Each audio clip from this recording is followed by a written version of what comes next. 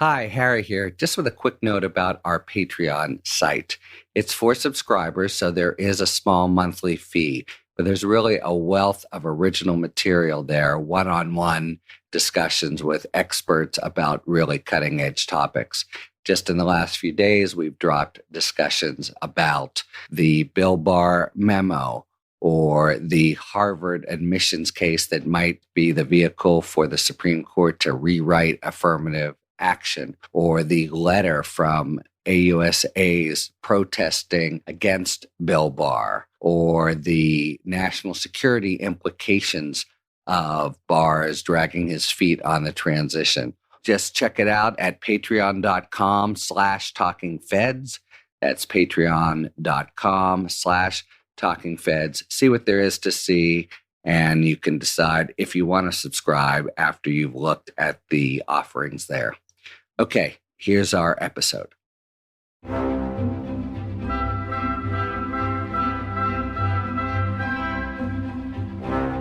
Welcome to Talking Feds, a roundtable that brings together prominent former federal officials and special guests for a dynamic discussion of the most important political and legal topics of the day. I'm Harry Littman. It's a measure of the degradation of our democracy during the Trump years that notwithstanding a decisive Biden victory, a large percentage of the electorate feels uncertain about who will be president come January. President Trump has launched a litigation campaign that for the most part doesn't even allege and in no way begins to demonstrate the sort of irregularities that would call Biden's election into question. That part is common ground, yet somehow there are nagging doubts that he can pull off what in essence would be a coup and the end of American democracy.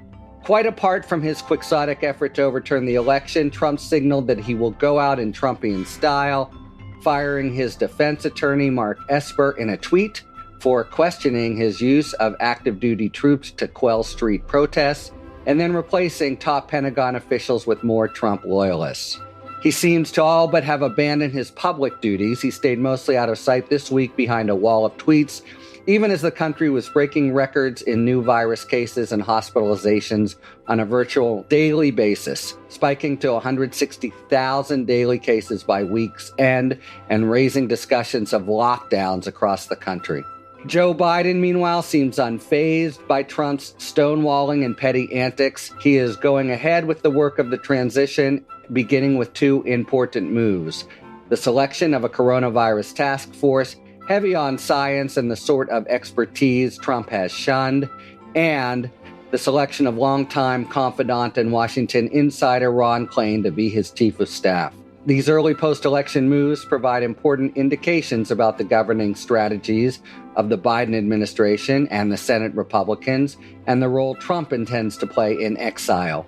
To explore these issues, and also take a closer look at important aspects of the election returns, we have three superb guests. They are Peter Baker. Peter's been the chief White House correspondent for the New York Times since 2008. He's covered 4 presidents over his career at the Times and the Washington Post. He's the author of 6 books, including the recent The Man Who Ran Washington, The Life and Times of James A. Baker III, co-written with his wife, Susan Glasser, and a really terrific read about not just Baker, but Washington in those now halcyon seeming days. Baker's won all 3 major awards dedicated to White House reporting: the George R. Ford Prize for Distinguished Coverage of the Presidency, the Aldo Beckman Memorial Award, and the Merriman Smith Memorial Award. He's also a political analyst for MSNBC and a regular panelist on PBS's Washington Week. Thank you very much, Peter, for being here. Thanks for having me. Laura Jarrett. Laura is the anchor of CNN's Early Start. Since joining CNN in 2016 after a very successful but brief legal career in private practice, she's focused on the Justice Department and many high-profile legal issues there. Laura, thanks for coming as always. Thanks for having me as always. And Robert Raben, the founder and president of the Raben Group, a progressive public policy firm. He was Assistant Attorney General at the Department of Justice under former President Bill Clinton, where we first met, and worked extensively on Capitol Hill, cutting his teeth with Representative Barney Frank and serving 7 hard-fought terms, I would say, on the House Judiciary Committee. Robert Raben, thanks for being here. Thank you for having me, Harry. So let's start with the Trump holdout here. You know, it's on the one hand unprecedented, yet it seemed almost predictable, this kind of giant sulk by the president. The question on everyone's mind, sad to say, is there any possibility that he can reverse the result of the election and, as Pompeo, among others, has predicted, transition to a second Trump term? Short answer, no. Highly unlikely. Well, the longer answer is that there's no allegation out there that would reverse the election. I mean, short of something extra constitutional, there is no legal challenge that would prompt any court to reverse tens of thousands of votes in 3 or more states. I mean, remember, we talked about the Florida 2000 as if that was a precedent for this. It's really a different situation. You had there one state that made all the difference. One way or the other, whoever won that state would win the presidency. And in the end, on election night, there was a difference of 1,700 and some votes. By the end of the machine recount, it was 300 and some votes, 350 some votes. What that meant is Al Gore had a plausible argument to make that he could perhaps have 350 more votes after that machine recount and then win the state and win the presidency. Here, you'd have to switch 53,000 votes in Pennsylvania alone. Not going to happen, never happened. And not, again, as you point out, Harry, in the introduction, there is no allegation of any widespread fraud other than just simply saying it. There is no actual specific allegation out there on which you could hang such an outcome on. All right, but you said short of extra constitutional, which would normally answer it, but not necessarily in the Trump years. What about some raw power play by state legislatures or secretaries of state? Yeah, that's the more salient political piece, which is the states most likely to help him, sort of the conservative or Republican political establishment in Georgia and Arizona don't seem to be doing what many of us predicted could happen. So people who did scenario planning about all the awful things that we were on track to see, and praise God, many of them we haven't seen with foreign interference and outright corruption of ballots. But you're not seeing Republican officials in states that could make moves to appoint parallel electors or say this is an outrage or talk about fraud. You're only seeing U.S. Attorney General Barr do it, but you're not seeing Republican officials in the states do it where it matters. But you're also seeing Republicans in positions of power, like in Georgia and even in Philadelphia, pushing back strongly against Trump's baseless claims, right? Think about Al Schmidt going on 60 Minutes saying his office is getting death threats, for God's sakes. I mean, this is not somebody who is some sort of flaming liberal. This is somebody who could be couching things in the way that we're hearing from Republicans in Washington, but the folks on the grounds in the states are not doing that. And also to Peter's point about the court cases, the bifurcation, bizarro world of what's going on between what Trump is saying on Twitter and what his lawyers are saying in court is like night and day. The court cases are not about fraud, by and large. Now, every day, Rudy Giuliani says, oh, there's a new case coming, or we found some new affidavit. By and large, the cases were largely about poll workers not being able to observe the ballot counting, or they didn't have the right distance because of COVID. And in a few cases, the judges threw them out of court. I listened to one case in Michigan where the judge literally said, all you have here is hearsay, and dismissed it. So the judges are able to see through what's happening here. But I wonder if the president has actually read his legal filings sometimes, because the court cases bear no resemblance to anything that he and his allies have been putting out on Fox. He's been told in the last few days to stop using the F word, stop saying fraud, and use rigged. He can say rigged according to this logic in the White House, because rigged is not an illegal term. It's not a specific allegation that you would have to prove, because there is no such thing as rigged in an election law context. Yeah, I think it was 0 for 12, but more notably, every single case failed even to allege a Florida-type scenario. Now, some lawyer somewhere has tumbled to it. So the latest allegation in Pennsylvania is that there is an equal protection violation in what? In the two-tiered system, some people do mail-in ballots, some people do in-person ballots. That's actually all they could reach for to try to get something that would be all-encompassing. A policy disagreement, not a fraud disagreement, not a corruption, which is what the president is saying. And if you invalidate mail-in voting because of an equal protection argument, you're invalidating many elections going back all the way to the Civil War. I mean, we've had mail-in balloting since the Civil War. And not to mention all of the ones in this very term.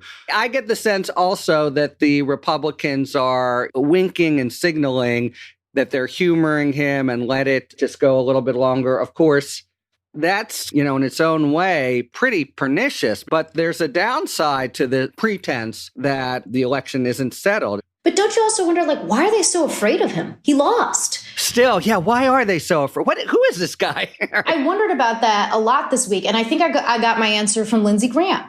Lindsey Graham basically said, the writing's on the wall here. It's about Georgia. And if it were not for this runoff in Georgia, we might see Mitch McConnell ditch him sooner. We might see other Republicans in leadership ditch him sooner. But because they have this race that's going to change the balance of the Senate, potentially, if the Democrats win back those 2 seats, I think that it's changed the dynamic for them on the ground. And they feel the need to still galvanize supporters. They feel the need to not brush past the president's wildly popular base. Yeah. And I think they're worried that if they do anything to anger him and to bruise his ego even more, it would hurt them come January. And he got 48% or whatever the final number will be of the vote. He got 5 million, again, whatever the final number will be, more votes than he got 4 years ago. So if you're a Republican, you're looking at somebody who commands the loyalty of the party unlike any other Republican figure, even in a defeat. He's not repudiated or doesn't feel repudiated or doesn't seem to be repudiated from the Republican perspective in the way that George H.W. Bush or Jimmy Carter or other one-term presidents who were defeated were. He's gonna continue to be a force. And it may not be that he can run again in 2024 or anything like that, but it doesn't mean that they can afford to, from their point of view, to anger him unnecessarily. I guess that's right, because the one thing he can do, even if he's not a likely nominee in a couple years, he certainly has shown himself willing to cancel politicians, right? Anyone who crosses him, he will be unabashed about doing that. But I think Laura's point is when you hear people whispering, why are you doing this? That's what they say. They need to keep the base energized for Georgia. But this idea that it doesn't have a cost, right? Let's give him a minute to lick his wounds. The 9/11 report finds that the messed up transition is part of the reason we missed the ball on that, right? So there is a cost to this. There is a tangible downside to letting his ego ride the day. I totally agree. Among other costs, I'm sure you guys have been doing the same in the last week, talking to people who are really engaged, thoughtful voters, and they really don't know if he's going to somehow pull it off. They're jumpy from the past. That's sort of the same as saying they don't know if we still live in a democracy. That's a real tangible cost, I think. Robert, you're giving me a kind of a jaundiced no here. It's a personal business, and it's very, very hard for most people who are unmedicated and untherapized to say to their peers, hey, it's time to go. We're having a hard time doing that with Senator Feinstein on the left. It's hard. It's a personal business, and people don't like saying tough things to people. But the other thing you're seeing is, the Vichy government didn't dismantle itself either. That people have been on a power gravy train for 3.5, 4 years, McConnell being the lead of that. They've gotten some unbelievable judicial wins out of it, and they don't want to stop it. And there could be things that happen in the next 30 days. They're continuing to run judges through the Senate. I don't know that I would want to stop that either. They now want to have a confirmed Department of Homeland Security, having not had it for most of their tenure, right? I think mostly it's about not wanting to poke a bear who has shown a willingness to say demonstrably horrible things about you over and over and over again. And it's extremely damaging. 96% of Republican voters vote for Trump. And one other point about this Trump campaign is he's again leveraging his cronies in government. You have Pompeo. I don't even know what you make of that kind of smirking statement. But then the Bill Barr memo to the field that was taken broadly as a signal that maybe DOJ is going to march in a heavy-booted way and at least support the notion that there's fraud afoot. Any thoughts about what Barr's doing here? Well, I thought your column, first of all, in the LA Times today was super interesting about the consequences of it and what it actually added up to. I had not recognized early on that he was actually overturning a longstanding policy of no federal investigations between the election and the certifications, which is really interesting to me and explains the resignation of the elections chief clearer way than I had understood before.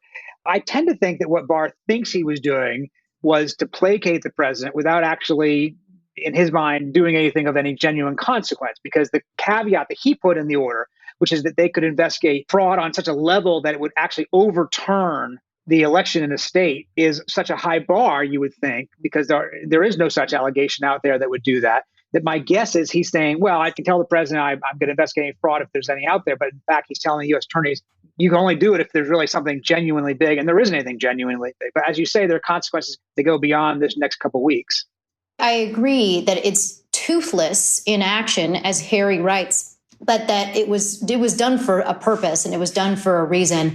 And it was done in a way that was so disturbing that the chief of election crimes had to step down because he felt like he couldn't do his job with a level of integrity that he was comfortable with, given this long-standing policy, a 40 years policy, was overturned. And it reminded me so much of the situation surrounding Roger Stone, because a DOJ official told one of my colleagues about this, that Barr wasn't asked by anybody to do it.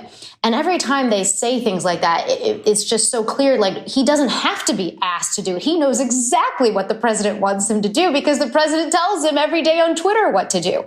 The only thing that he hasn't done that the president really wants is to come after Obama, Biden, Comey. Those are the high dollar figures that Barr has not gone after, that is created such a situation that the president is disappointed in his performance. But the memo really makes it clear, I think, that this was for show, because the cases that have been brought so far do not impact the vote totals, and they have to impact the vote totals in order to be brought before certification. And so really nothing is going to change on the ground. And I think U.S. attorneys in the field know that. U.S. attorneys in the field saw exactly what this was. Yeah. Thanks, Attorney General. If I can bring you the broomstick of the Wicked Witch of the West, I'll be right in court. It's not as if this happened to be the policy and he shifted it. This is the very core of the policy, that you do not want the federal government mucking around precisely between election and certification, lest they look as if they're putting a thumb on the scale for the incumbent. That's the very reason we have it. All right. Laura called this a bit of the bizarro government. Let's go back to the real emerging government now, and what we've seen of Biden as he begins to exercise the powers that will move to him on January 20th. His two big moves seem like the antithesis of Trump. This task force is full of exactly the kind of experts that Trump has not just shunned, but disparaged. And then Ron Klain, he would have maybe been the choice in any event, but a competent Washington guy. Does it tell you anything in particular about how Biden's going to govern, or given Ron's very long and close relationship with Biden? He went directly from a clerkship that we did the same year to chair of Biden's Judiciary Committee at like age 29. Was it pretty much a foregone conclusion that he was going to get the nod? I think it's likely Klain would have been the choice no matter what. He brings a lot to the table, decades of experience with Biden going back to his days on the Hill. He was his vice presidential chief of staff. He was a candidate for chief of staff under Obama. So, everybody sort of thought of Ron as a chief of staff and waiting for years. And what Ron Klain's choice tells us as well is it's a back to sort of more normal mode in Washington. Everybody in Washington knows who Ron Klain is. If they don't know him personally, They know who he is. Republicans and Democrats respect him. Obviously, I would think Republicans think of him as a partisan. Obviously, he wouldn't be their cup of tea, but I've never heard anybody say anything bad about him. And I think that he's got a widespread respect because he's been here for a long time. And that's the opposite of the Trump people who came in sort of pulling together an administration out of bits and parts, and people who had never experienced in Washington whatsoever, had no idea how the place worked, and a few people who did. And I think that Klain's choice tells you that Biden is just sort of returning back to the status quo ante, in effect, in terms of how you put together a White House, the kind of people you put in power, and how you move forward structurally. Now, he may not be able to get away with the status quo ante in terms of policy or in terms of leadership, because this is a different era. But in terms of staffing his White House, I think we'll see a lot of faces that are familiar to people in Washington.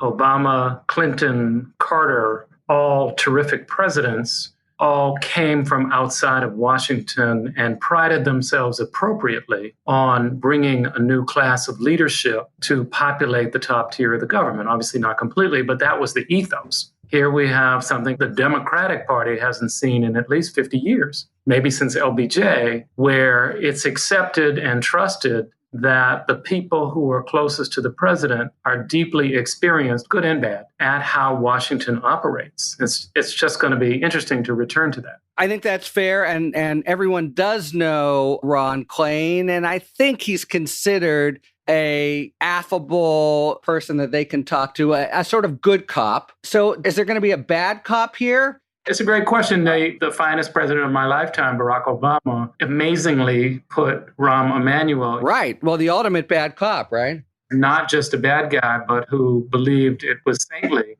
to get up every day and be a bad guy. An interesting decision by Obama, who that is not his ethos to put that person in charge. So we don't have that in Ron Klain. Now, I push back a little bit on the premise whether you have to be a bad person, male or female. There are extremely affable people who know how to say no and work with private sector ferocity to have them do the dirty work. So I'll push back on the premise, but I will point out Biden knows what he's doing.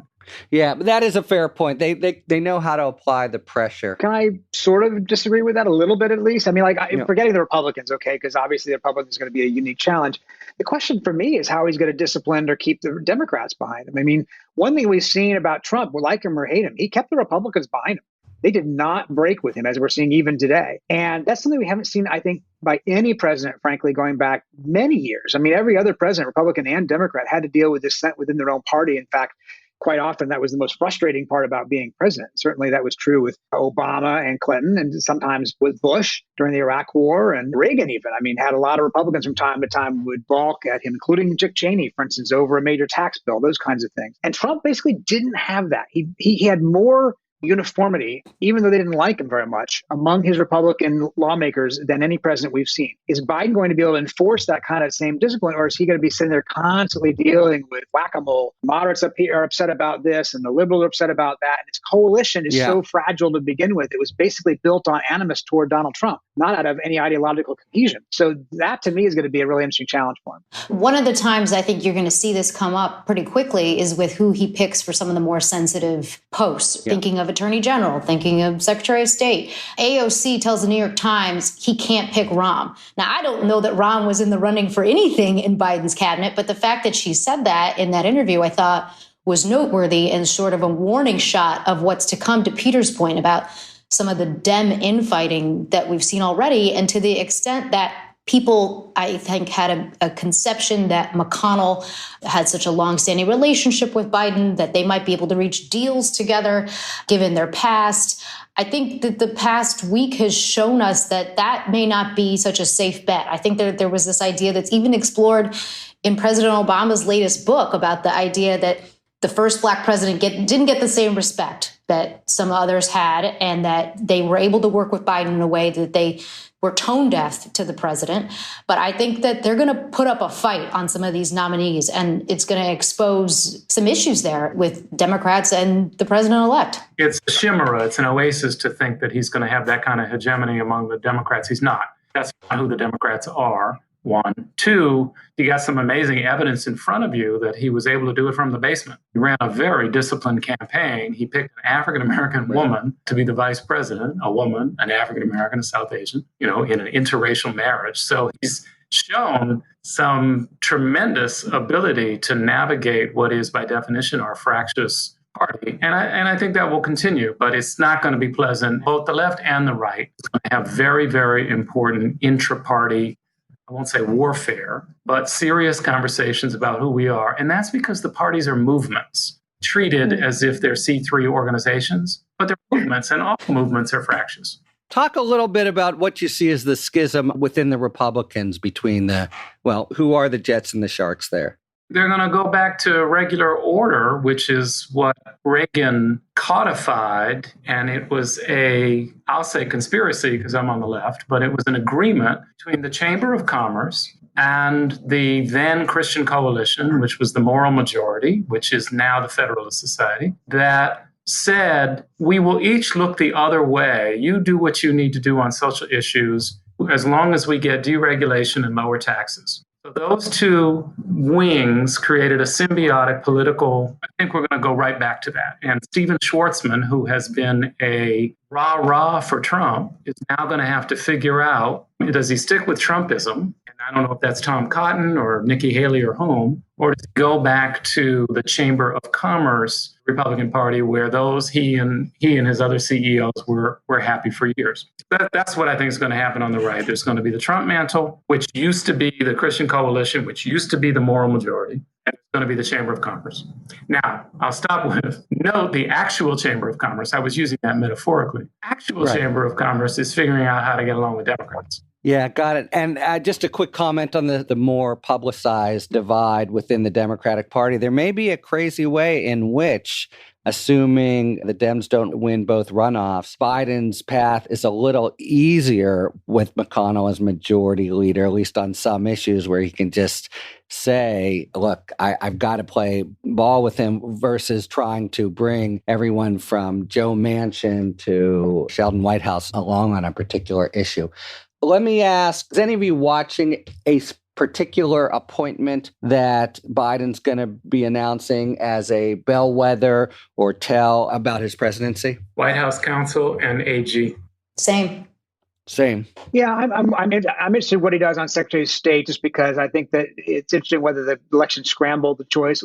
Susan Rice had seemed to be the obvious front runner prior to the election. Does that change because of McConnell still possibly controlling the Senate? I don't know. I think one thing that's really interesting about that cabinet is all four top slots, the most obvious candidates for each of the four are women. And he can make a real statement, having already now chosen a woman as a vice president, if he gives those four slots to the candidates who seem most likely to in line anyway, right? Susan Rice at State, Lyle Brainerd at Treasury, Michelle Flournoy at Defense, and maybe Sally Yates, but there are some more candidates at AG than just Sally Yates. And that maybe the Sally Yates is also harder because of the Republican Senate, assuming they keep control. Yeah, I'm thinking of AG also because of the very thing we were just discussing about Barr. He's got a lot of very solid candidates, but many of them come traditionally from the political world, even though they're perfectly qualified. And Adam Schiff, for example. But he may want to signal a real return to quote unquote professionalism at the department.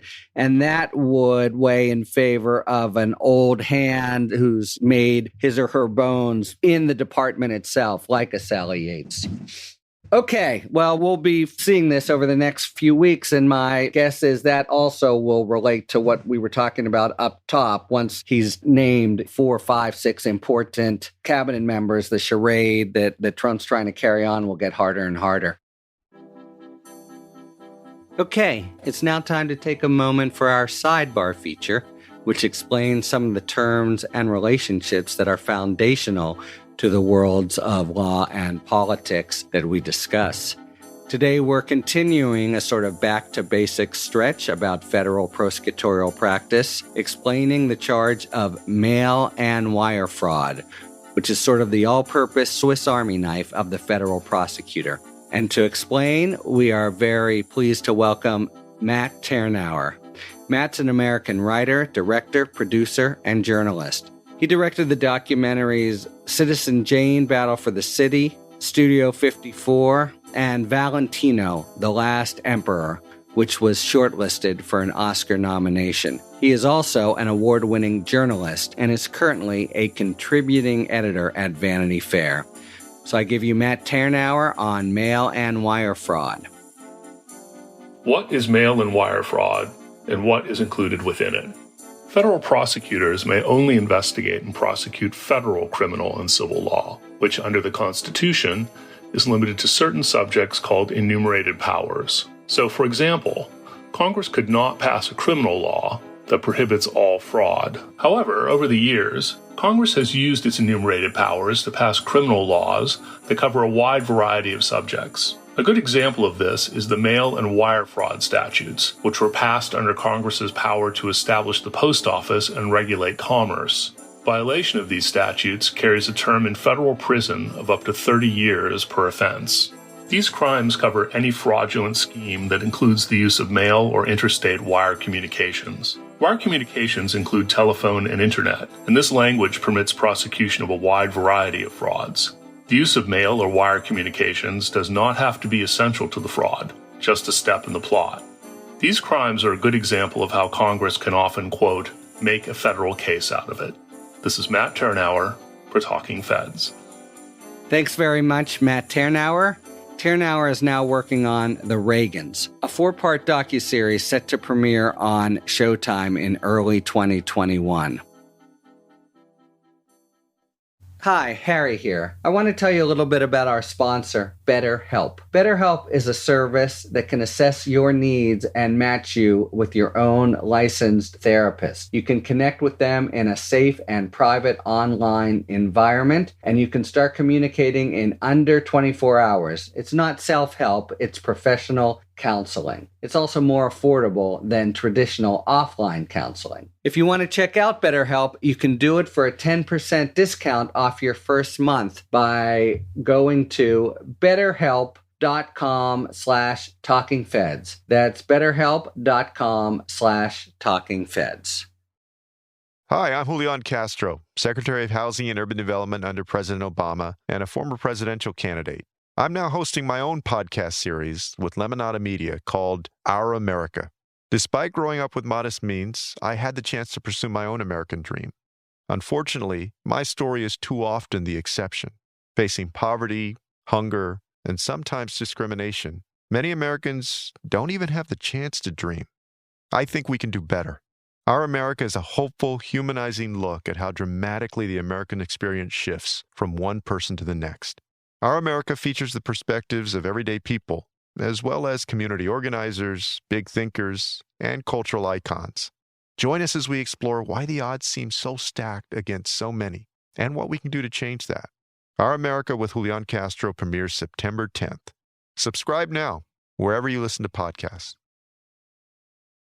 All right, I wanted to talk just a little bit more about the campaign postmortem. We're learning more things as the analysis comes in about the current state of American life. First, it does seem that for whatever reason, Biden was the right guy for this juncture. You had a lot of Democrats tepid about him, but he outpolled many of the Democratic nominees for Senate. And it really seems like his elder statesman, good guy credentials were just the sort of anti-Trump tonic that the country was looking for. Yeah, I would say so. Look, I mean, Democrats won up the anti-Trump. The anti-Trump was somebody who was inoffensive and likable and didn't polarize their own coalition. And that was who Biden turned out to be, right? Now, the problem for Biden, or the challenge for Biden, is translating that negative mandate into a positive mandate.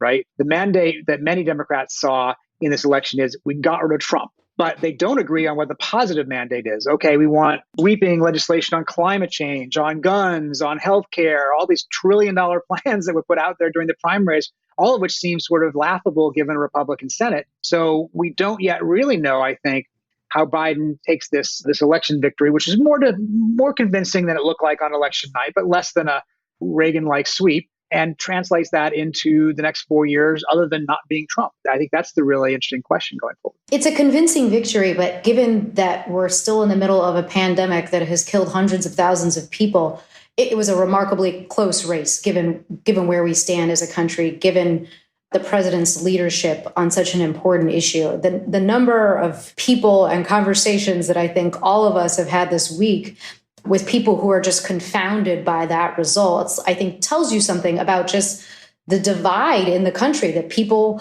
can live in almost two different universes in this country. I mean, I don't know about where you were, Harry, but at least where I was in New York, the sounds were deafening, and not just for 5 minutes, but for hours. You walk the street, people are hugging, people are crying, people are clapping, horns are blaring. It's as if a dictator had been dethroned. It's as if a war had ended.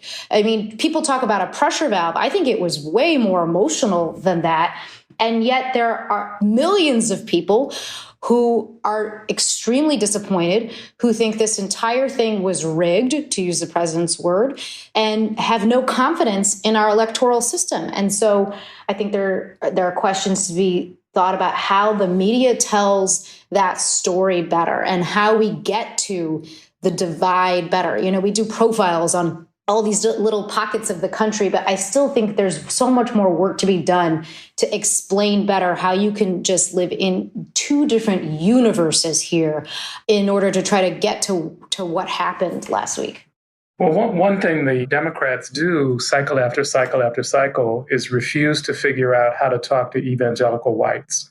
And increasingly, they've sort of written them off as an other world. Well, it's the United States of America. Guess what? I don't know if they're a plurality, but it's a very significant bloc. And I point to the Democrats' success with evangelical African Americans as Exhibit A, that you can be deeply religious, you can worry about reproductive rights, you can worry even about homosexuals like me and still vote Democratic. But the party apparatus and all of the sort of concentric circles around it, the Sierra Clubs and the human rights campaigns and the other that make up the progressive establishment, have yet to figure out a strategy to speak to evangelical whites in a way that's remotely respectful. And it's malpractice. It's a political malpractice. Yeah, I mean, you would think that if ever they had the opportunity, having Trump as their banner waver really gave an opening. But you're right, the evangelical community stuck with him. Love the sinner, hate the sin, plus the judges. But let's go to the race question, actually, because I think a lot of people were perplexed, or at least found it noteworthy, that Trump marginally increased his vote among African Americans and pretty significantly among Hispanics. And is that a harbinger of trouble going forward for the Democrats? First of all, it's a harbinger of trouble for the political world and a reminder not to make assumptions about people based on categories. That we've got to be much more careful about that. I think we are too easy to say X type of people, demographics, whether it be racial or religious or gender or whatever, fit into this kind of box. And they don't. And he was probably our most racially incendiary president we've seen going back decades, if not longer. And yet, you're right, there's a really interesting result in some of these exit polls. How much we can believe the exit polls, of course, is up for grabs. But it does seem like he increased his numbers. Now, among the African-American vote is still relatively small, right? It's still I think 8%. It was like better among African-American men than terrible among African-American women. Among Hispanics, I think it was something like 39% or something like that. And it was decisive in Florida, although it's always sui generis Florida. But it reminds you, right? All Hispanics are not the same. Don't treat them the same. Cubans and Venezuelans and Salvadorans and Mexicans, everybody has their own different history and culture and background. And even within those communities, people have different points of view about things. And I think that, he did well among Hispanics who take the abortion issue seriously and are maybe very Catholic and think that was an important issue for them. I think there are obviously some people who are here who think Cuba is the most important issue. There's some who came here legally and resent people who come here illegally, and therefore might have agreed with his anti-immigrant rhetoric, even if they were themselves a product of families that came here at some point earlier in these decades and centuries. So, we have to be careful about oversimplifying complicated communities. And the meta here, it's similar to what I said about white evangelicals. The party apparatus has not made the emotional decision that Latinos in the United States, who are 58 million people, are your peers.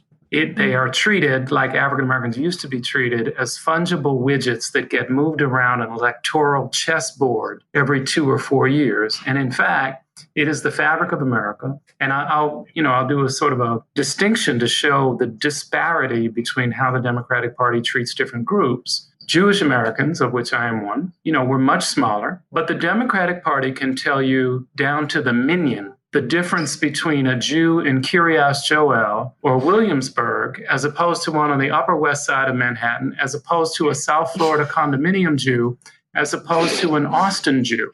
They can tell you everything they need to know about that voter profile. And when it comes to Latinos, it is just a huge brown iceberg.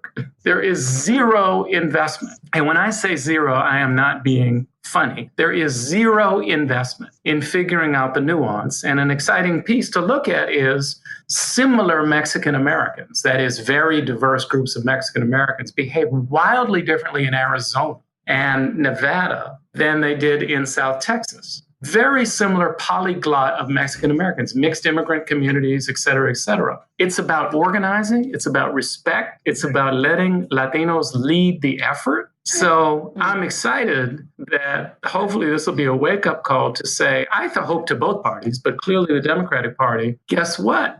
There's tremendous complexity and richness here, and if you want it, you got to fight for it. Great point. There's one other sort of nugget that's emerging from the postmortem of the election that in some ways speaks to the depth and the persistence of the partisan divide. Apparently, the pollsters are learning that Republicans, in a statistically meaningful way, are less likely to respond to pollsters in the first place. And that's part of what made for the, again, not 2016 levels, but still some important miscalculations. And it also, to me, the most likely explanation is that in the age of Trump, they're less likely to trust any institution. And then that goes for the pollsters who are calling them up and asking, who they're going to vote for. All right. So those are the bigger lessons learned, I think, from the election, which now blessedly stays behind us, we hope. We have time now just for our last feature of 5 words or fewer, where we take a question from a listener, and each of us has to answer in 5 words or fewer. Our question today is from Billy Schaff, who asks, do the Democrats have a credible chance of winning both Georgia runoffs? And if so, what is the key for them? Yes, turnout. Yes, Stacey Abrams. Credible, but I wouldn't bet House. Long shot, but Abrams' efforts.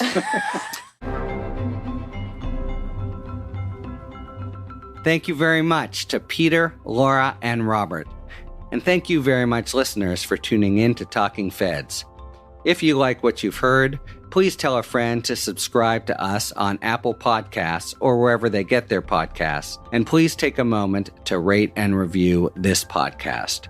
You can follow us on Twitter @TalkingFedsPod to find out about future episodes and other Feds-related content. You can check us out on the web, TalkingFeds.com, where we have full episode transcripts. And you can look to see our latest offerings on Patreon, where we post discussions about special topics exclusively for supporters. Submit your questions to questions@TalkingFeds.com, whether it's for 5 words or fewer, or general questions about the inner workings of the legal system for our sidebar segments. Thanks for tuning in, and don't worry, as long as you need answers, the Feds will keep talking. Talking Feds is produced by Jennifer Bassett and Rebecca Lopatin. Our editor is Justin Wright. David Lieberman and Rosie Dawn Griffin are our contributing writers. Production assistance by Matt McArdle. Our consulting producer is Andrea Carla Michaels. Thanks very much to Matt Ternauer for his sidebar on mail and wire fraud. Our gratitude goes out, as always, to the wonderful Philip Glass, who graciously lets us use his music. Talking Feds is a production of Delito LLC. I'm Harry Littman. See you next time.